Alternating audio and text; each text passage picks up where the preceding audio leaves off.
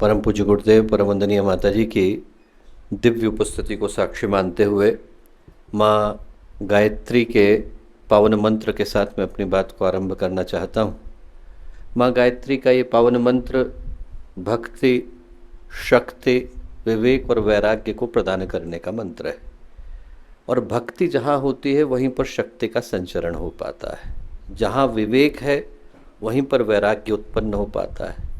एक सौभाग्य का विषय है कि श्रावण मास का आगमन होने वाला है और श्रावण के मास को हम लोग इस दृष्टि से देखते हैं कि भक्ति के जो स्वामी हैं भगवान नारायण, शक्ति के जो स्वामी हैं भगवान शिव, उन दोनों का मिलन इसी पवित्र मास में होता है।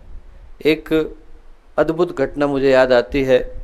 रामेश्वर शिवलिंग की स्थापना भगवान राम ने करी और जब स्थापना करी तो उनसे ऋषियों ने पूछा, देवताओं ने पूछा कि शिवलिंग का नाम क्या रखा जाए। भगवान ने कहा कि रामेश्वर रखा जाए। उनने कहा रामेश्वर शब्द के पीछे का अभिप्राय क्या है। भगवान राम ने कहा कि जो राम के ईश्वर हैं वो रामेश्वर है, मेरे ईश्वर भगवान शिव। ये बात भगवान शिव को अच्छी नहीं लगी। भगवान शिव प्रकट हुए और बोले कि ये रामेश्वर शब्द की सही व्याख्या नहीं। रामेश्वर शब्द की सही व्याख्या है यस्य ईश्वरः रामः सः रामेश्वरः। बोले जिसके ईश्वर राम है वो रामेश्वर है। दोनों भगवान एक दूसरे को अपने से बड़ा बताते हैं और इसी दृष्टि से हम लोग श्रावण मास को देखते हैं जहाँ पर दोनों ही धाराएं आकर के एक हो जाते हैं। जब हम गायत्री का मंत्र बोलते हैं तो गायत्री मंत्र के अंदर ईश्वर के दो तत्वों का ध्यान करते हैं, भर्ग और देवस्य। भर्ग का मतलब है साहस, वीर्यम व भर्गई, और देवस्य का मतलब है देने की भावना। वो शक्ति जो परमात्मा के अंदर दोनों ही गुणों को अभिसंचारित करती है। उनके अंदर साहस भी है और संवेदना भी है, उनके अंदर पराक्रम भी है और पवित्रता भी है, उनके अंदर विवेक भी है और वेदना भी है, वो प्रखर प्रज्ञा भी है और सजल श्रद्धा भी है। जिनके अंदर दोनों गुण विद्यमान होते हैं उनको हम श्रावण मास के अंदर पूजते हैं। इसीलिए भगवान शिव के दोनों रूपों का ध्यान इस श्रावण मास में किया जाता है। एक रूप में वो शुभ के, कल्याण के, सौम्यता के प्रतीक हैं, कैलाश के ऊपर उनका निवास है, और दूसरे रूप में रुद्र रूप को धारण किया है। गले में मुंडमाल है, उनके कंधे पर काल सर्प यज्ञोपवीत की तरह से है। इधर चंद्रमा को धारण किए हुए है, उधर रुद्र है, वैरव है, काल भैरव, शूलिन, एक से एक बढ़कर के दुर्दांत लोग उनके सहयोगी के रूप में, और उनके जो कदम है उनकी थिरकन प्रलय को जन्म देती है। तो एक रूप में भगवान शिव है, मृदुलता के, सौम्यता के स्वामी हैं, और एक रूप में रुद्रता के, रौद्र के स्वामी हैं। और उन दोनों ही गुणों का ध्यान हम लोग श्रावण के इस पवित्र मास में गायत्री मंत्र के माध्यम से करते हैं। भगवान शिव का जब विवाह होने वाला था तो विवाह का जो संयोजन है, ऑर्गेनाइजेशन है, हरिद्वार की ही घटना है, वो भगवान नारायण ने अपने हाथ में ली। जब श्रृंगार की बारी आई तो भगवान ने भगवान शिव से निवेदन किया कि आप श्रृंगार कर लीजिए। भगवान शिव बोले श्रृंगार की कोई आवश्यकता नहीं। बोले कलश का कितना श्रृंगार होता है, उसके ऊपर लोग फूल पत्ती चढ़ाते हैं, कुमकुम डाली जाती है, पर अंदर क्या रखते हैं? मिट्टी। बोले जो शरीर है मिट्टी तो है, इसके ऊपर श्रृंगार की आवश्यकता है। मैं बोले भस्म को धारण करूंगा। भगवान बोले अरे बड़ी बेइज्जती हो जाएगी, विवाह का समय है, आप इस तरीके से श्रृंगार को करके आ रहे हैं। तो भगवान शिव बोले बेइज्जती आपकी होगी, आपने विवाह कराया, मैं तो निर्विकार हूँ। बोले मुझे बेइज्जती की कोई आवश्यकता नहीं, विवाह कराने वाले आप हैं। अब भगवान विष्णु जो है उनको बड़ी चिंता हुई। उन्होंने कहा भाई ऐसे में क्या किया जाए। उन्हें देवर्षि नारद को बुलाया। देवर्षि नारद से कान में कहा कि तुम जाओ और कोई व्यवस्था करो कि भगवान जो है श्रृंगार को धारण करें। उन्होंने कहा क्या व्यवस्था करी जाए। तो उन्होंने कहा कि जो तुम्हें समझ में आए वो करें। उन्होंने कहा कि यदि भगवान शिव कुपित हो गए तो आप रक्षा करना। बोले रक्षा करने की जिम्मेवारी मेरी। बोले तुम जाकर के व्यवस्था करो। देवर्षि नारद तुरंत गए और हिमालय के घर में पहुंचे माँ पार्वती के पिताजी, और मैना देवी से जाकर के बोले कि आपने आपके दामाद को देखा है। बोले देखा नहीं है, तारीफ बहुत सुनी है। बोले आइए मैं लेकर के चलता हूँ, जहाँ पर वर पक्ष है वहाँ पर चलते हैं। वहाँ पर सब बड़े बड़े लोग आ रहे थे बारात में शामिल होने के लिए। ब्रह्मा जी आकर के पहुँचे तो इतने सुंदर सारे के सारे अच्छे से अच्छे हाथी पर, अश्व पर, बड़ी बड़ी पालकी पर आकर के पधारे। तो मैना देवी झाड़ी के पीछे छुपी हुई थी। उनने नारद से पूछा ये है? बोले ये नहीं है, तो भगवान के ज्योतिषी हैं। बोले अभी भगवान आने वाले। उनके पीछे जो है कुबेर का आगमन हुआ, और भी ज्यादा वैभव के साथ कुबेर आए। उनने कहा ये है? बोले नहीं नहीं, तो भगवान के मुनि में भगवान का आगमन होने वाला है। उनके पीछे पीछे और बड़े बड़े लोग आए, एक के बाद एक लोग आने लगे। मैना देवी हर बार पूछती कि ये है? बोले ना ना, ये नहीं है, भगवान का आगमन होने वाला है। फिर भूत प्रेतों का आगमन शुरू हुआ। भूत प्रेतों को देख करके मैना देवी घबराई कि ये कौन है? अब भगवान तो विश्वनाथ है। बोले ये भी भगवान के सहयोगी। अभी आपने देवताओं को देखा, अब आप दानवों को देखो। बोले ये भी भगवान के सहयोगी हैं।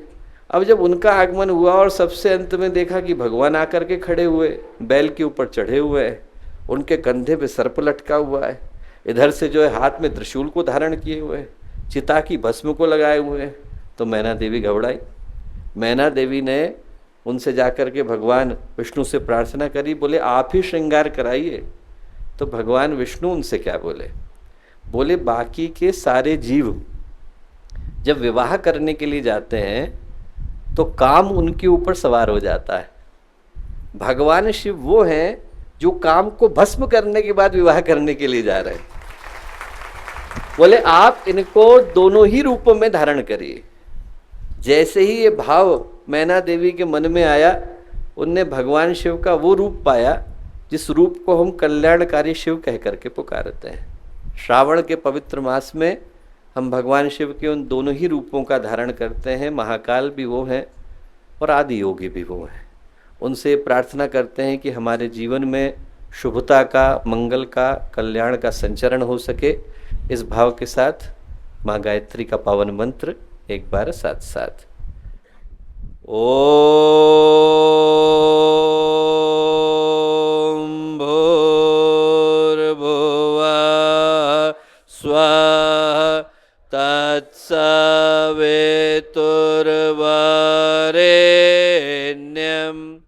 भर्गो देवस्य धीमहि धियो यो नः प्रचोदयात्।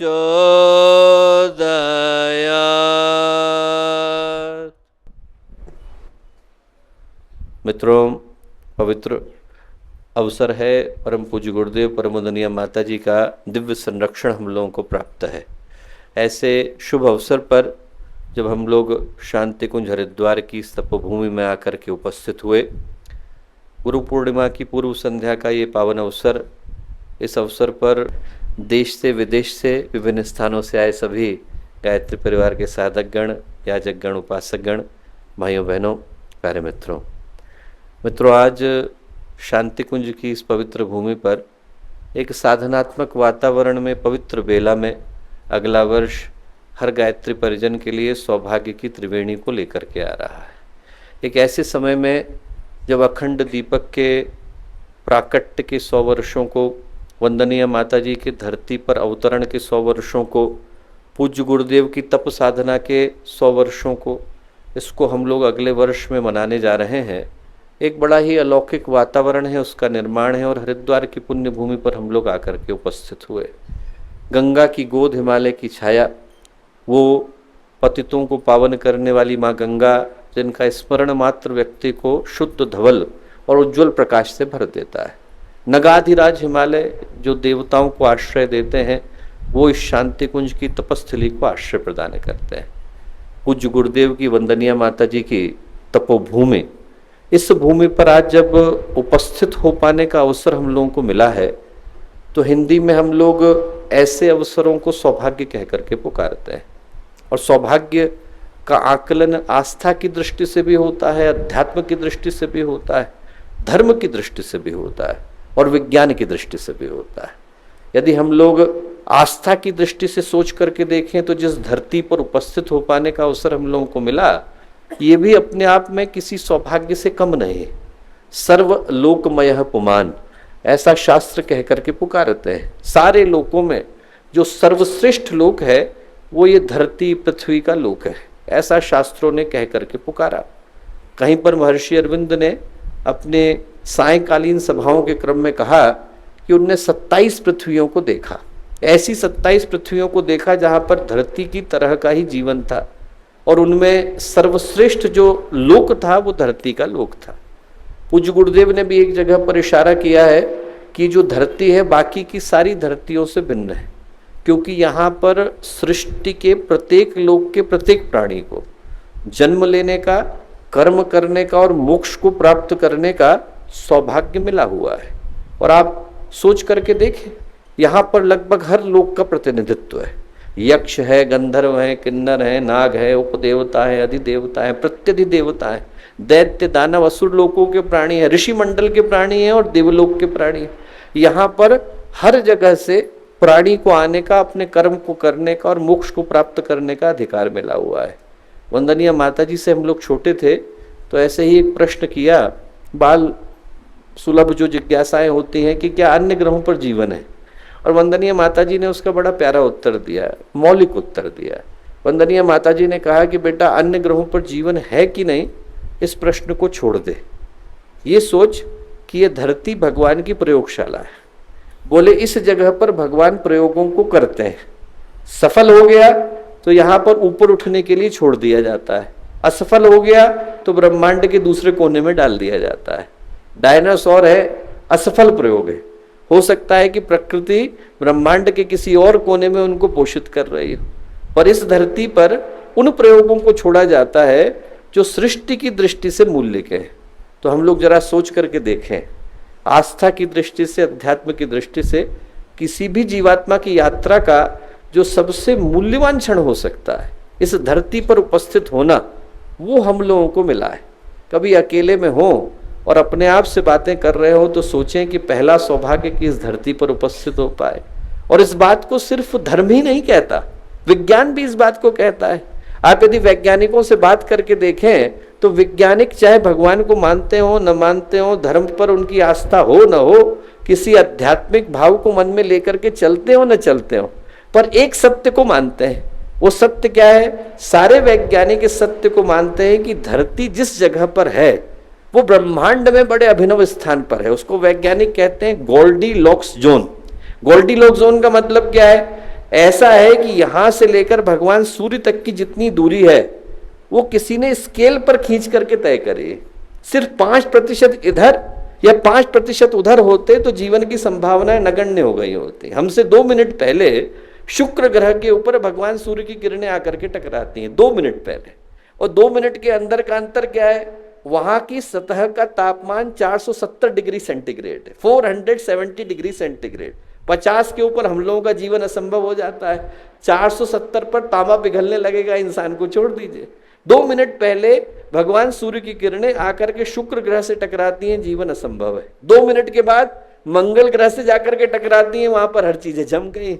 2 मिनट इधर होते उबल गए होते, 2 मिनट इधर होते जम गए होते। जिस जगह पर हम लोग आकर के बैठे हैं वो जगह ऐसा लगता है कि किसी ने स्केल पर ला करके खींच दी। वैज्ञानिकों की दृष्टि से यहाँ पर होना किसी चमत्कार से कम नहीं। और वैज्ञानिकों ने ऐसे 5926 ग्रह ढूंढ करके निकाले हैं जो कि गोल्डीलॉक्स जोन में है, जो कि उसी तरह की संभावना के अंदर है।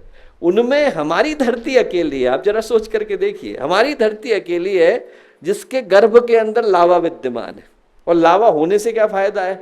लावा होने से 2 फायदे हैं, आयरन है, मैग्नीशियम है। उन दोनों के कारण उत्तरी ध्रुव बन गया, दक्षिणी ध्रुव बन गया। उन दोनों के होने से क्या है? जो अंतरिक्ष से घातक किरणें आती है उनको चुंबक निकाल करके अंतरिक्ष में फेंक देते हैं, वो हमारे शरीर को छूती नहीं है। यदि वो ना होते तो इस धरती पर भी हमको स्पेस सूट पहन करके चलना पड़ता, ऐसे चल पाना संभव नहीं था, कुर्ता धोती को धारण कर पाना संभव नहीं था। तो वैज्ञानिकों की दृष्टि से दूसरा चमत्कार यह है कि वो धरती है जिसके गर्भ में लावा विद्यमान है, और लावा है तो धरती में उतार है, चढ़ाव है। बाकी के ग्रहों को आप उठा करके देखें, शनि ग्रह में टाइटन है, टाइटन पूरा का पूरा समान है, न वहां कोई उतार है न वहां कोई चढ़ाव है। तो वहां पर आप समुद्र के अंदर तैर सकते हैं, बैठ नहीं सकते हैं, भूमि की संभावनाएं शून्य हो गई। तो दूसरा चमत्कार वैज्ञानिकों की दृष्टि से यह है कि हम जिस ग्रह के अंदर विद्यमान है वो ग्रह वो है जहां पर केंद्र में लावा है। तीसरा, हमारे पास चंदा मामा है। ऐसा नहीं कि औरों के पास नहीं है, पर औरों के पास चंदा मामा नहीं, औरों के पास चंद्रमा है। जिसने भी ये शब्द बनाया वो बड़ा सोच के बनाया, क्योंकि धरती और चंद्रमा के बीच में बड़ा ही घनिष्ठ वैज्ञानिक संबंध है। बाकी ग्रहों के भी चंद्रमा है, जुपिटर के 50 से कुछ ज़्यादा है, सैटर्न के, शनि देवता के 274 के करीब चंद्रमा है, बाकी जगहों पे चले जाएं कहीं 1600 चंद्रमा है। चंद्रमा होना बड़ी बात नहीं है, पर हमारे जो चंद्रमा है वो धरती की 1/4 है, और एकदम दोनों में उतना ही गुरुत्वाकर्षण बल है जितना धरती जितने जोर से चंद्रमा को खींचती है, चंद्रमा उतनी जोर से धरती को खींचता है। वो माँ और मामा जी के बीच में जो जितना प्यार हो सकता है उतना ज्यादा प्यार आपको देखने को मिलता है। और मामा जी को जिस तरीके से अपने भांजे का ध्यान रखना चाहिए वैसे ही हमारे मामा जी ध्यान रखते हैं, पूरा ध्यान रखते हैं। क्या ध्यान रखते हैं? मामा जी नहीं होते तो कल की पूर्णिमा होती क्या? मामा जी नहीं होते तो अमावस्या होती क्या? मामा जी के कारण सारी बातें हैं। जिसने भी ये रखा उसने बड़ा सोच करके रखा। हम लोग सौभाग्यशाली हैं दोस्तों। जो वैज्ञानिक चंदा मामा नहीं भी जानते वो भी इस सौभाग्य को जानते हैं कि जिस धरती पर हम लोग हैं ये धरती अनेकों चमत्कारों के बीच में एक चमत्कार के रूप में घट रही है। और फिर इस धरती पर भी हम लोग उस जगह पर हैं, यहाँ धरती की हर जगह पर रहना संभव नहीं है। 71% तो जल है, 29% भूमि है, और उस भूमि में हिमालय की चोटियों पे नहीं रह सकते आप, रेगिस्तान में नहीं रह सकते, समुद्र की गहराइयों में नहीं रह सकते। 100 मीटर नीचे चले जाए पानी के अंदर, इतना दबाव फेफड़े के ऊपर पड़ेगा जितना एक सीमेंट के ट्रक को छाती पर लेकर के चलने से पड़ता है, क्योंकि पानी का जो दबाव है, घनत्व है, वो हवा की तुलना में 1300 गुना ज्यादा है। हम लोग ऐसे दौड़े तो दौड़ जाते हैं, पानी के अंदर दौड़ना पड़े तो कितनी ताकत लगती है। और हमारे को जो वायु मिलती है उसमें से 80% नाइट्रोजन है, दबाव पड़ेगा बाहर निकल आएगी, जीवन संभव नहीं। इस संसार की बहुत सारी जगहों पे जीवन संभव नहीं, हम लोग महसूस नहीं कर पाते, पर इस धरती के सिर्फ 4% हिस्से में जीवन संभव है। और उस 4% हिस्से के अंदर हम लोग बैठे हैं, उसमें भी हरिद्वार में बैठे हैं, उसमें भी गुरुदेव की गोद में बैठे हैं, उसमें भी हरिद्वार के अंदर तपस्थली के अंदर बैठे हैं, गुरु पूर्णिमा के पावन अवसर पर बैठे। अब आप जरा सोच के देखो, आप लोग यदि घर में जाओ और लिस्ट बनाओ, वैज्ञानिकों से पूछो और अध्यात्मवेत्ताओं से पूछो, तो आपको लगेगा कि अनेकों सौभाग्यों के क्रम में एक अद्भुत सौभाग्य आज हमारे जीवन में जुड़ा। धरती के ऊपर है वो धरती जिसको वैज्ञानिक भी चमत्कार मानते हैं, मनुष्य का जीवन मिला है। दुर्लभम त्रयमे वेते देवानुग्रह हेतुकम मनुष्यत्व मुमुक्षत्व महापुरुष संशय।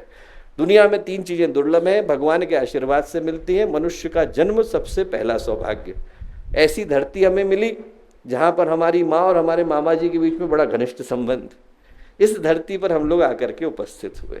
जिस धरती पर हम लोग आकर के उपस्थित हुए दोस्तों, वो ऐसा सौभाग्य है कि वो याद दिलाता है कि हमारे जीवन में गुरु पूर्णिमा अपने पुण्य प्रकाश के साथ फलित हो पाती है यदि हम सौभाग्य के मूल्य को समझ पाते हैं। गुरुदेव ने प्रज्ञा पुराण में कथा लिखी है कि सौभाग्य व्यक्ति को कब समझ में आता है। सौभाग्य व्यक्ति को समझ में आता है जब सौभाग्य आके चला जाता है, तब व्यक्ति उसको पहचान पाता है। जो समय से पहले पहचान पाता है उसके जीवन में सौभाग्य की वृष्टि कर पाता है। एक कहानी गुरुदेव ने लिखी, बहुत प्यारी और बहुत ही महत्वपूर्ण है। यदि वो अकेली कहानी व्यक्ति को स्मरण रहे तो जीवन में गलत होने की संभावना नहीं। एक राज्य था, उस राज्य में निवासी लोग चयन करते थे कि यहाँ का राजा कौन बनेगा, और जब वो राजा को बना देते थे तो राजा को सारे भोग उपभोग की वस्तुएं प्रदान करते थे। जो उसके मन में आया वो उसको तुरंत प्रदान किया जाता था। 5 वर्ष तक वो राजा रहता था। जैसे ही 5 वर्ष पूरे हुए, घड़ी में 12 बजे, कैलेंडर में तारीख बदली, वैसे ही उसको उठाते थे, उठा करके वीरान द्वीप पे ले जाके छोड़ देते थे। वो राजा जो इसकी इच्छाएं पूरे करने वाले आज 100 सेवक लगे हुए हैं, उस राजा को पूछने वाला कोई नहीं। भूख से प्यास से बदहाल वीरान द्वीप पर वो अपनी अंतिम सांसें गिनता था, वहीं पर शरीर को त्यागता था। बड़ी अजीब सी परंपरा थी। एक दिन क्या हुआ, एक व्यक्ति राजा बना। राजा बनते से ही उसके मन में आया इस राजधानी को तो छोड़ता हूँ, पहले उस राजधानी को देख करके आता हूँ जहाँ 5 साल के बाद जाना है। वो वहाँ गया, वहाँ जा कर के उसने वीराने को बदलना शुरू करा, हरियाली में बदलना शुरू करा। खेत बनवाए, खलिहान लगवाए, कुएं बनवाए, वहाँ पर पुल बनवाए, सड़कें बनवाई, स्कूल खुलवाए, हॉस्पिटल खुलवाए। 5 साल के बाद जब जाने का वक्त आया तो वो स्थान इस स्थान से ज्यादा सुंदर था। यहाँ हम लोग टेम्पररी रेजिडेंस में बैठे हैं। आत्मा ने इस शरीर का चयन थोड़ी देर के लिए कर लिया है। जो हम लोगों का परमानेंट एड्रेस है उसकी चिंता करना अनिवार्य हो जाता है। जैसे ही व्यक्ति परमानेंट एड्रेस की चिंता करता है, वासांसी जीर्णानि यथा विहाय नवानि गृह्णानि नरोपराणि। भगवान ने गीता में कहा है कि पुराने हो जाते हैं वस्त्र तो हम लोग उतार करके फेंक देते हैं, गंदे कपड़े को कौन धारण करता है।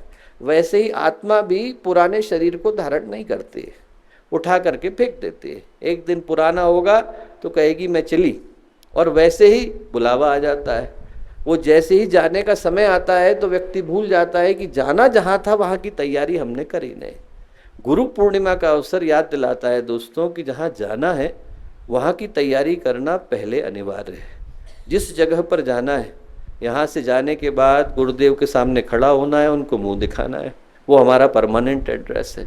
उस जगह की तैयारी व्यक्ति को अभी से करनी अनिवार्य हो जाती है। सौभाग्य अकेला नहीं आता है, उत्तरदायित्व को साथ लेकर के आता है। ये याद दिलाता आता है कि सौभाग्य उसी के जीवन में आता है जो उसको पहचान पाता है और जो उस उत्तरदायित्व को ग्रहण कर पाता है। मनुष्य के जीवन के रूप में हम लोगों को कितने सारे सौभाग्य मिले। संगीत हम लोग कर सकते हैं, साहित्य कर सकते हैं, कला कर सकते हैं, क्रिया कर सकते हैं, योग तप ज्ञान ध्यान आस्था अध्यात्म ज्ञान विज्ञान सब कुछ कर पाने की संभावना हमारे पास विद्यमान है। पर एक चीज जो इन सबसे बढ़कर के मिली हुई है वो कर्म को करने की छूट मिली हुई। हमारे को ईश्वर ने एक ऐसी संभावना देकर के भेजा है जो और किसी को नहीं मिली हुई। बाकी के जितने प्राणी हैं उनको कर्म काटने के लिए शरीर मिलते हैं, भोग को भोगने के लिए शरीर मिलते हैं, नया कर्म करने के लिए नहीं मिलते। हम लोग अकेले हैं जिसको ईश्वर ने संभावना प्रदान करी कि हम लोग नया कर्म कर सकते हैं। बाकी के जितने प्राणी आप उठा करके देखिए, उनको बंधी बंधाई व्यवस्था में रहना पड़ता है। शेर है, शिकार करना पड़ेगा। एक दिन सोचे कि चलो अब हम लोग बहुत दिन शिकार करते हो गया, चोटी वाला में खा लेंगे, तो नहीं खा सकते। चला जाएगा तो सारे चोटी वाले भाग जाएंगे। शेर जो है उसको शिकारी करना पड़ेगा, बकरी को घास फूसी खानी पड़ेगी, मछली को तैरना पड़ेगा, बंदर को पेड़ पे चढ़ाना पड़ेगा।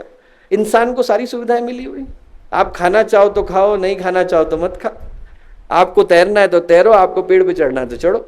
भगवान ने इंसान को सारे कर्मों को करने की स्वतंत्रता दे करके भेजा है। पर वो जो कॉन्ट्रैक्ट लिखा, उस कॉन्ट्रैक्ट में छोटे छोटे अक्षरों में लिख दिया है। जैसे वो मोबाइल का कॉन्ट्रैक्ट होता है तो टर्म्स एंड कंडीशन में छोटे छोटे अक्षरों में लिखा रहता है। कोई यदि ध्यान से नहीं पढ़े तो गलत जगह पे साइन कर जाएगा। वैसे ही भगवान ने हम लोगों को कर्म को करने की स्वतंत्रता प्रदान करी। छोटे छोटे अक्षरों में क्या लिख दिया? कर्म को करने की स्वतंत्रता है, परिणाम को पाने की परतंत्रता है। कर्म आप मन माफिक कर सकते हो, पर उसका जो परिणाम निकल करके आएगा उससे भागने का कोई उपाय नहीं। कर्म प्रधान विश्व रचि राखा, जो जस करहि सो तस फल चाखा। तुलसीदास जी ने रामचरितमानस में लिखा है, कर्म के आधार पर पूरे संसार का निर्माण हुआ। जो जैसा करता है उसको वैसा ही भुगतना पड़ता है। बोया पेड़ बबूल का, आम कहाँ से हो। व्यक्ति ने जैसा बोया है वैसा काटने के लिए उसको मजबूर होना पड़ता है, और इसमें कोई कॉम्प्रोमाइज नहीं है। भुगतना व्यक्ति को पड़ता ही पड़ता है। ना भुक्तम क्षीयते कर्म जन्म कोटि शतैरपि। हजारों जन्म चले जाए तब भी कर्म का भोगे बगैर अंत होता नहीं है, ऐसा शास्त्र कह करके पुकारते हैं। महाभारत में कहानी भी आती है कि एक बार जो है धृतराष्ट्र भगवान कृष्ण के पास गए और उनसे बोले कि भगवान, मेरे जीवन की एक विडंबना है, मैं राजा भी हूँ नेत्रहीन भी हूँ। ऐसा मेरा क्या कर्म था कि मैं नेत्रहीन भी हुआ और राजा भी हुआ, आप जरा देख करके बताएं। बोले मैंने सारे ज्ञानी लोगियों से पूछ लिया है, ऐसा कोई व्यक्ति बचा ही नहीं। बोले मैंने महर्षि वेदव्यास से पूछा, सब बड़े बड़े लोगों से पूछा, आज तक मेरे इस प्रश्न का उत्तर कोई नहीं दे पाया। महर्षि वेदव्यास तो 107 जन्म पहले तक गए और उनने वो देखने के बाद बोला कि उनकी दृष्टि में ऐसा कोई कर्म नहीं है जिसके आधार पर मुझे नेत्रहीन भी होना पड़ा, राजा भी बना। भगवान कृष्ण बोले एक जन्म और पीछे चले गए होते तो आपका उत्तर मिल गया होता। बोले मैं आपका 108 जन्म पहले का देख रहा हूँ। बोले आप पेड़ के ऊपर चढ़े हुए हैं, एक चिड़िया का घोंसला है, उसमें चिड़िया के जो बच्चे हैं उसकी आंखों को नष्ट करने का प्रयत्न कर रहे हैं, आंखें फोड़ रहे हैं। वो कर्म आज आपके पास लौट करके आया है। हजारों जन्म हो जाएं तब भी व्यक्ति को कर्म तो भोगना पड़ता है। भगवान महावीर की घटना आती है, समाधि के अंतिम चरण पर थे। उनको अंदर से भान हुआ कि मेरा एक कर्म है जो मुझे समाधि को प्राप्त नहीं करने दे रहा है और उस कर्म को मुझे स्वीकारना पड़ेगा, भोगना पड़ेगा। महापुरुषों को ये भान होता है कि मुझे उस कर्म को स्वीकारना पड़ेगा। तो उनने मन ही मन सोचा कि वो कौन सा कर्म है। ध्यान में गए तो उनको पता चला कि 100 जन्म पहले एक जगह पर वो राजा थे। राजा बनने के बाद क्या हुआ कि उनको संगीत सुनाया जा रहा था। इतनी देर में एक व्यक्ति वहां से गुजरा, वो भी बड़ा खुश होकर के गुजरा, उसको भी संगीत बड़ा अच्छा लगा। राजा को बुरा लगा कि संगीत मेरे लिए बज रहा है, ये खुश क्यों हो रहा है। उनने उसके कान में पिघलता हुआ शीशा डलवा दिया, वो कर्म बन करके लौटा। तो महावीर के सारे जन्म पुण्य के गए, एक वो पाप उनके पास लौट करके आया। उनने उस व्यक्ति को ध्यान में बुलाया, वो जहां कहीं है अपना कर्म लेकर के मेरे सामने उपस्थित हो। वो व्यक्ति एक चरवाहा बन करके उनके सामने उपस्थित हुआ और आते से ही, महावीर को देखते से ही उसके हृदय में क्रोध की भावना आई। पुराना कर्म, पुराना संस्कार अपने अनुरूप भावना को जन्म देता है। जिस व्यक्ति के साथ आपके पूर्व जन्म के प्रेम के, अनुराग के संस्कार रहे होंगे, उसको देखते से ही मन में प्रेम उमड़ता है। जिस व्यक्ति के साथ हिंसा के संस्कार रहे होंगे, क्रोध के रहे होंगे, वैमनस्य के रहे होंगे, उसको देखते से ही मन में वैमनस्य आता है। देखते से ही महावीर को, महावीर ने उनका कुछ बिगाड़ा नहीं था, ध्यान में बैठे थे, देखते से ही उनके मन में क्रोध की भावना आई। उसने वहां पर अरहड़ के डंडे पड़े थे, वो लिए और कान में डाल दिए। वो जैसे ही कान के अंदर गए, छेद नहीं पाए, कान के अंदर गए, कर्म का निष्क्रमण हुआ। इसीलिए भगवान महावीर की जो समाधि है उसको क्या बोलते हैं? अभिनिष्क्रमण। इसीलिए बोलते हैं कि वो कर्म का निष्क्रमण हुआ, समाधि प्राप्त हुई। तो उस कर्म को प्राप्त करने में कोई कॉम्प्रोमाइज नहीं। भगवानों को लेना पड़ता है तो इंसान को तो लेना ही पड़ता है। जयंत की कहानी आती है, इंद्र भगवान के सुपुत्र थे। उनने जब भगवान राम को देखा और सीता माता को देखा तो उनके मन में ऐसा भाव आया कि ये कैसे भगवान है। बोले देखिए वलकल वस्त्रों में धारण है। अपने पिताजी के पास गए, बोले देखो वलकल वस्त्रों में घूम रहे हैं, जंगल में मारे मारे घूम रहे हैं। बोले सीता जी, लक्ष्मण, इनको देख करके लग ही नहीं रहा है कि भगवान का अवतार हुआ है। उनके पिताजी बोले कि देख तेरे मन में शंका है तो अपने पास रख, परीक्षा लेने के लिए मत चले जाना, वो भगवान की लीला है। पर जयंत जयंत ठहरा। जयंत उतर गया, उसने कौवे का रूप धारण करा। भगवान राम और सीता बैठे हुए थे, उसने जाकर के सीता जी के एड़ी में चोंच मार दी, आगे की चोंच मार दी, खून बहने लगा, रक्त बहने लगा। सीता माता ने भगवान राम को देखा, भगवान राम कुछ बोले नहीं, घास का तिनका उठाया, मंत्र पढ़ा और फेंका, वो ब्रह्मास्त्र में बदल गया। जैसे ही ब्रह्मास्त्र में बदला तो जयंत भागा भागा भागा पिता के पास गया। पिता ने कहा कि ये अस्त्र मेरी क्षमता से 1000 गुना ज्यादा भारी है, मेरे लिए इसका निराकरण कर पाना संभव नहीं, भगवान ब्रह्मा के पास जाओ। भगवान ब्रह्मा के पास गया। भगवान ब्रह्मा बोले कि देखो अस्त्र मेरा ही है, पर इसका निराकरण मैं भी नहीं कर सकता हूँ, तेरा कर्म तेरे पास लौटा है जयंत, तू भगवान राम के पास जा। वो वापस भगवान राम के पास गया। जब भगवान राम के पास भागा भागा गया और क्षमा मांगी तो भगवान राम बोले जयंत ये अस्त्र नहीं है, तेरा कर्म है, दंड तो देना पड़ेगा। बोले इतना ही कर सकता हूँ कि इसको वापस बुला लूंगा, पर ये अपना हिस्सा लेकर के आएगा। एक आंख जयंत की लेकर के चला गया। उस दिन के बाद से हम लोग बोलते हैं काना कौआ। वो जो काना कौआ की कहानी है वहां से निकल करके आए। जयंत कौआ बना हुआ था, एक आंख गंवानी पड़ी क्योंकि ब्रह्मास्त्र आ गया था। व्यक्ति के जीवन में कर्म कहीं पर भी हो, वो अपना हिस्सा लेने के लिए उपस्थित हो जाता है, किसी भी रूप में हो, भगवानों के सामने हो जाता है, महापुरुषों के सामने हो जाता है। लाहड़ी महाशय, यहाँ से थोड़ी ही दूर की घटना है, नीलकंठ महादेव के रास्ते पर जा रहे थे, उनके साथ उनके सहयोगी चल रहे थे, शिष्य। एकदम जोर से लाहड़ी महाशय चिल्लाए, धोती फाड़। उनने कहा पता नहीं क्यों कह रहे हैं।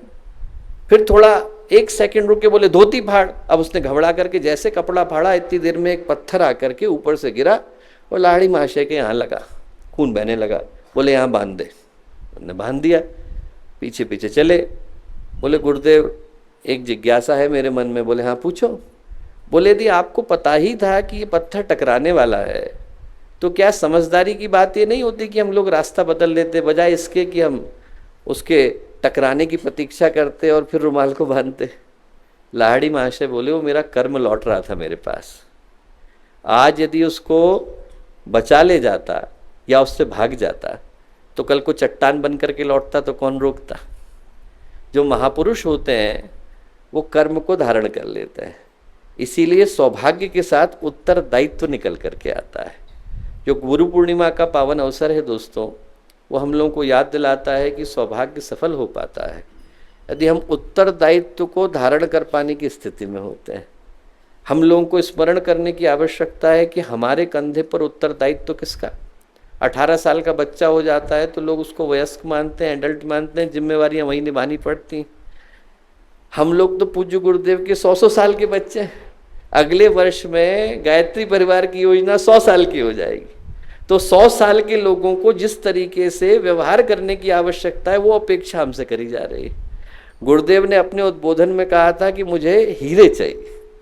वो जो हीरे चाहिए वो पुकार गुरुदेव की है दोस्तों, और उन हीरों को निकालने के लिए आज का समय आया है। ऐसे व्यक्तित्वों को पुकारता आया है जिनको गुरुदेव की आवाज़ सुनाई पड़ती है, उसके अलावा और कुछ सुनाई नहीं पड़ता हो। न संसार की आवाज़ सुनाई पड़ती हो, न परिवार की आवाज़ सुनाई पड़ती हो, न सिर्फ और सिर्फ गुरुदेव और माता जी की आवाज़ सुनाई पड़ती हो। और जैसे ही हम वो हीरे बनते हैं वैसे ही हमें ढूंढते हुए जौहरी आ जाते हैं। हमें कहीं जाने की आवश्यकता नहीं, अपने आप भगवान हमारे पास आ जाते हैं। हमें सिर्फ बनने की आवश्यकता है, हमें ढूंढने का काम तो गुरुदेव और भगवान अपने आप करते हैं। हम जहाँ हो वहाँ हम ढूंढते आ जाते हैं। श्रीधर थे, दक्षिण भारत के बड़े प्रसिद्ध एक योगी भी हुए, विद्वान भी हुए, चिंतक भी हुए। वो अपने गुरु के घर के अंदर झाड़ू लगाया करते थे। उनके गुरु भारत के प्रकांड विद्वानों में से एक। उनका शिष्य बनने के लिए भारत के एक से एक बढ़कर के स्कॉलर्स आते थे, विद्वान आते थे कि आप हमें दीक्षा दे दीजिए, आप हमारे को अपने शिष्य के रूप में स्वीकार कर लीजिए, हम आपसे दीक्षा लेने के बाद अपने जीवन को संवार पाएंगे। उनने अनेकों को ठुकराया। अंत में जाकर के श्रीधर का चयन किया। जब श्रीधर का चयन किया तो उसके 20 वर्ष के बाद वो भारत के सबसे प्रकांड विद्वानों में से एक गिने गए और घर में झाड़ू लगाने का काम करते। श्रीधर अपने गुरु के पास गए और उनसे बोले कि आपने मेरे अंदर ऐसा क्या देखा जो मेरा चयन किया। बड़े बड़े विद्वान आपके पास आते थे। उनके गुरु ने उनको एक हीरा पकड़ाया। बोले एक काम कर, शहर में जा, 4 लोगों से इसका दाम पूछ करके आ। सब्जी वाले से पूछ, लोहार से पूछ, कपड़े बेचने वाले से पूछ और जौहरी से पूछ, फिर मेरे पास आकर के बताना। श्रीधर गए, 4 के पास गए। जैसे ही कपड़े वाले के पास गए उसने कहा 10 रुपये दूंगा, लोहार के पास गए उसने कहा 100 रुपये दूंगा, सब्जी वाले के पास गए 150 रुपये दूंगा। गुरु को आकर के बताया। गुरु बोले इन सब का छोड़ दे। जौहरी ने क्या कहा? जौहरी ने कहा कि अपनी दुकान भी बेच दूंगा तो इसको खरीद नहीं सकता हूँ। बोले हीरे को परखने के लिए जौहरी होना अनिवार्य हो जाता है। हम लोग जैसे ही हीरे बनते हैं हमें ढूंढने के लिए जौहरी आ जाते हैं। दोस्तों हम लोगों का सौभाग्य होगा यदि हम लोग हीरे में बदल जाते हैं। मुझसे परसों कोई कह रहा था कि गुरुदेव ने हीरे ढूंढने के लिए कहा पर हम लोग तो पत्थर बन गए। मैंने कहा ऐसा नहीं है, पत्थर भी हम लोग बने पर कीमती पत्थर बने तो इससे बढ़ करके सौभाग्य नहीं हो सकता है। पत्थर ही बनना है तो हम लोग नींव के पत्थर बने, बनना ही है तो व्यक्ति नींव का पत्थर बने। लाला राजमोहन राय लाल बहादुर शास्त्री को लेकर के गए, लाला लाजपत राय लाल बहादुर शास्त्री को लेकर के गए ताजमहल दिखाने के लिए। ताजमहल जब दिखाने के लिए पहुंचे तो उन्होंने कहा देखो क्या दिखाई पड़ता है। तो लाल बहादुर शास्त्री ने कहा बड़ा अच्छा गुंबद है, मेहराब है। और लाला लाजपत राय ने बड़ी कीमती बात कही। उन्होंने कहा लाल बहादुर, अपन लोग यहाँ बैठ कर के प्रार्थना करते हैं कि कल को जब भारतीय संस्कृति का ताजमहल बनाया जाए तो हम लोगों की गिनती मेहराबों में और गुंबदों में नहीं हो, नींव के पत्थरों में। हम लोग हथौड़े खा ले पर हमारे बाद वालों के लिए राहें आसान कर जाएं। दोस्तों आज यही प्रार्थना करें कि गुरुदेव को यदि चुनना ही हो तो हम लोगों को नींव के पत्थरों के रूप में चुन लें। 10 हथौड़े खा ले पर अगले वालों के लिए अच्छी इमारतें बना करके जाए, अगले वालों के लिए अच्छी राहें आसान करके जाए। ये जो युग निर्माण की यात्रा है, हजारों वर्षों की यात्रा है। हमारे जैसे अनेक आएंगे और अनेक मिट जाएंगे, पर इस यात्रा में यदि हमारी गणना नींव के पत्थरों के रूप में होती है तो इससे बढ़कर के सौभाग्य हमारा नहीं हो सकता। हम लोग प्रार्थना करें यदि भगवान पत्थर ही बना रहा हो तो नींव का पत्थर बनाए, बना ही रहा हो तो मील का पत्थर बनाए। गुरुदेव ने सुनसान के सहचर में लिखा है कि जब वो हिमालय की यात्रा पर गए तो उनको सबसे ज़्यादा प्रेरित मील के पत्थर ने किया। मील का पत्थर, गुरुदेव बोले, कुछ कहता नहीं है, किसी से बातें करता नहीं है, बोलता नहीं है, अपनी जगह पर शांत खड़ा हुआ है और आते जाते भटके राहगीर को राह दिखा रहा है। हम लोग यही सौभाग्यमान है, हमें गुरुदेव ने जहाँ बिठा दिया, हमें गुजरात के कोने में बिठा दिया, राजस्थान के केंद्र में बिठा दिया, तमिलनाडु में बिठा दिया, असम में बिठा दिया, हमें भारत के बाहर बिठा दिया। जहाँ हैं हम वहाँ गुरुदेव के मील के पत्थर बन जाएं। जो हमसे पूछे उसे गुरुदेव की दिशा दिखा पाने की स्थिति में हो, उसको ये बता सकें कि आपको गुरुदेव तक कैसे पहुँचना है। बाकी का काम तो गुरुदेव करा ही लेंगे। जैसे ही हमने एक बार व्यक्ति को गुरुदेव से जोड़ दिया, जैसे ही उसके अंदर गुरुदेव के चिंतन को प्रविष्ट कर दिया, हमें जानने के लिए थोड़े आया है, गुरुदेव को जानने के लिए आया है। जैसे ही हमने उसे गुरुदेव से जोड़ दिया तो बाकी की यात्रा अपने आप परिपूर्ण हो जाती है। हम लोग छोटे थे तो एक बार यहाँ पर एक घटना घटी कि एक सज्जन थे, उनको किसी की कोई बात अच्छी नहीं लगी तो रिकॉर्ड करके गुरुदेव के पास लेकर के गए। गुरुदेव से बोले कि गुरुदेव ये ऐसा ऐसा वो बोल रहे थे। गुरुदेव उनसे बोले कि बेटा, पहली बात तो ये कि देख, तू इतनी रिकॉर्डिंग करके लाया, इसको करने से तूने दो ही चीज़ें प्रमाणित करी। एक तो ये कि तेरे पास इतना खाली समय है कि तू दूसरे की रिकॉर्डिंग कर सकता है। तेरे पास समय होता सार्थक करने के लिए तो इतनी रिकॉर्डिंग क्यों करता। दूसरा, ये करने से सिर्फ तूने अपने कान खराब किए और दूसरे के कान खराब किए। बुरी बात को सुनने से किसी का भला होता है क्या? गुरुदेव बोले। तीसरी बात बोले कि देख, शांति कुंज मेरा शरीर है, इस पर मक्खी भी बैठती है तो मुझको पता चल जाता है। शांति कुंज उनका शरीर है। युग निर्माण योजना, विचार क्रांति अभियान, गायत्री परिवार में ऐसा कुछ घटता ही नहीं जो गुरुदेव को बिना बताए घट जाता हो। घटता उनकी इच्छा से। हम लोगों का काम तो मील के पत्थर बनने का है। जहाँ पर भगवान ने खड़ा कर दिया वहाँ पर शांति के साथ, धैर्य के साथ, तप के साथ, तितिक्षा के साथ हर व्यक्ति को डाइवर्ट करते हैं कि आपको गुरुदेव के पास जाने की आवश्यकता है। जैसे ही व्यक्ति उनसे जुड़ता है, हृदय से जुड़ता है, भावनाओं से जुड़ता है, संवेदनाओं से जुड़ता है, समर्पण से, श्रद्धा से, विश्वास से जुड़ता है, आप मान करके चलिए कि उसके जीवन में चमत्कार घटित होता है। मैं अभी थोड़े दिन पहले घटना सुना रहा था कि जो लोग गुरुदेव से नहीं भी मिले, गुरुदेव ने ज्योति कभी बुझेगी नहीं, इस आलेख के अंदर लिखा है कि हम यहीं पर समा जाएंगे और हमारी उपस्थिति का आभास यहाँ आने वाले हर आगंतुक को और निवासी को बराबर होता रहेगा। और आप उन लोगों से पूछ करके देखिए जो गुरुदेव के शरीर त्यागने के बाद गायत्री परिवार से जुड़े, उनमें से एक व्यक्ति आपको नहीं मिलेगा जो ये कहे कि मैंने गुरुदेव को नहीं देखा है। हर व्यक्ति को मन में आभास होता है कि वो निरंतर हमें देख रहे हैं, जहाँ कहीं है हमारे साथ हैं, भावनाओं के रूप में साथ हैं, उपस्थिति के रूप में साथ हैं, हम उन्हें महसूस कर पाते हैं।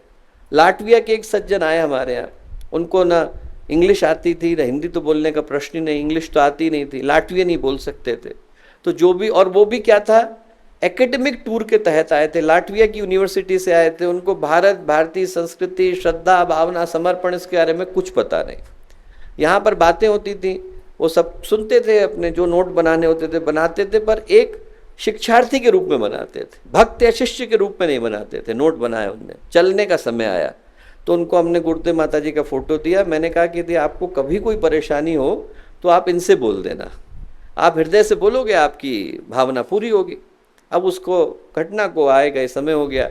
उसके 8-10 महीने के बाद मैं लाटविया गया तो वहाँ पर जब यज्ञ करा रहा था तो वो आए वहाँ पर, वैसे पढ़ाने की दृष्टि से डीन है, वो मिलने के लिए आए। बोले भैया आपने उस दिन वो बात कही थी, उसका क्या परिणाम निकला मैं आपको बताता हूँ। बोले आपसे मिलने के बाद ग्रुप अलग अलग हो गया, कोई कहीं गया कोई कहीं गया। बोले हम लोग गंगोत्री गोमुख के ट्रैक पर निकल गए। बोले गंगोत्री के आगे मैं चल दिया, वो 62 ईयर्स के हैं, तो गंगोत्री के आगे चल दिया।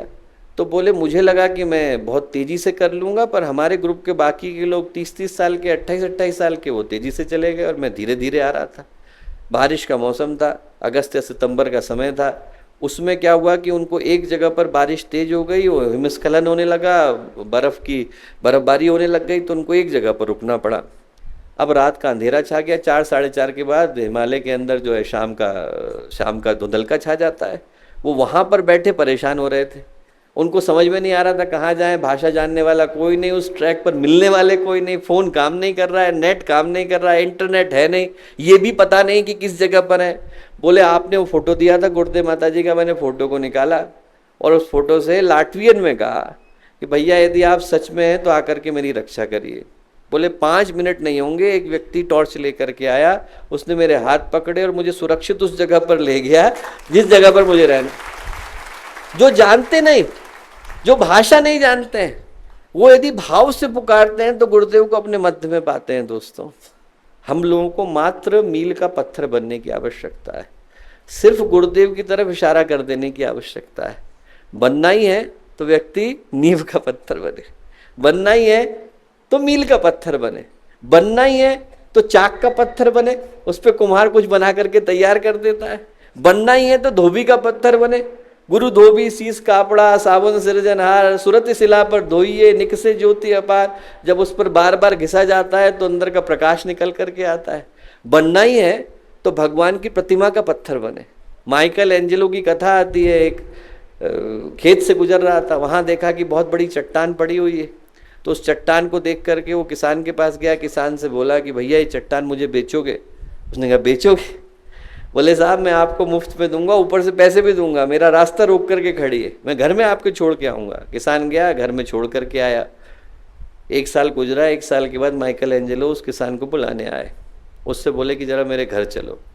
घर में गया, वहाँ भगवान की प्रतिमा खड़ी थी, ऐसा लगा कि भगवान साकार आ गए, सजीव आ गए।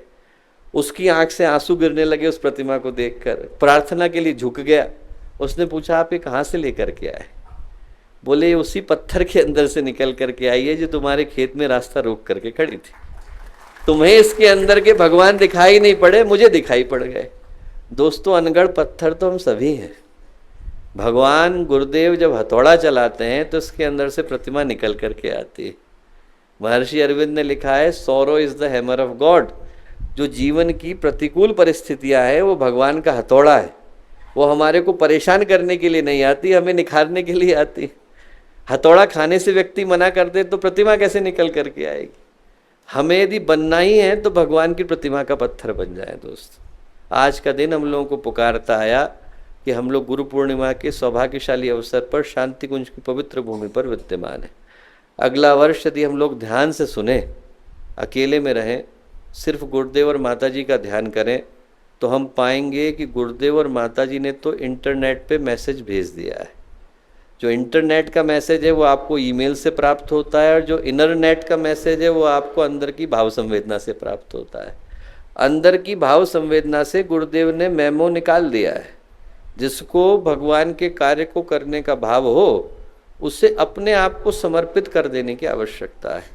यहाँ से आप जाएं तो बाकी की सारी चीज़ों को बंद कर दें, सिर्फ एक आवाज़ को सुने, गुरुदेव और माता जी आपको पुकार रहे हैं। अगला वर्ष आपको पुकार रहा है, अगले वर्ष की योजनाएं आपको पुकार रही हैं, साधना हमको पुकार रही है, गुरुदेव का शिष्य होने का भाव हमको पुकार रहा है, आने वाले सारे कार्यों को करने का उत्तरदायित्व तो हमको पुकार रहा है, और ये कह रहा है कि हमें वो बनने की आवश्यकता है जो आज तक कोई बना नहीं। बनना ही है तो हम लोग नींव के पत्थर बने, मील के पत्थर बने, सिल के पत्थर बने, चाक के पत्थर बने, प्रतिमा के पत्थर बने, शालिग्राम के पत्थर बने। बनना ही है तो उन पत्थरों को बने जिनको प्राप्त करके भगवान अपने आप को सुखी और संतुष्ट अनुभव करते हैं। हम लोगों को तो भगवान ने जो बना करके भेजा है, अनगढ़ बना करके भेजा है, पर जैसे ही हम भगवान के चरणों में गिर गए, पूजा के योग्य बन जाते हैं। व्यक्ति को भगवान के चरणों में गिरने की आवश्यकता है। जो गिरा उसके जीवन में उन्नति हर दृष्टि से सुनिश्चित हो जाती है। मैं कहूँगा गुरु पूर्णिमा का अवसर समर्पण का अवसर है, संकल्प का अवसर है, उत्तरदायित्व का अवसर है, उत्सव का अवसर है। हम लोग उस पुकार को सुने जो पुकार आज पूरे विश्व को गुंजायमान कर रही है, और यहाँ से गुरुदेव की योजना को पूरा करने का संकल्प लेकर के लौटें। आप में से प्रत्येक के हृदय में वही भावना उमड़े, ऐसी प्रार्थना पूज्य गुरुदेव से, वंदनीय माता जी से करते हैं। सभी को शुभकामनाएं, शुभेच्छाएं, मंगल कामनाएं।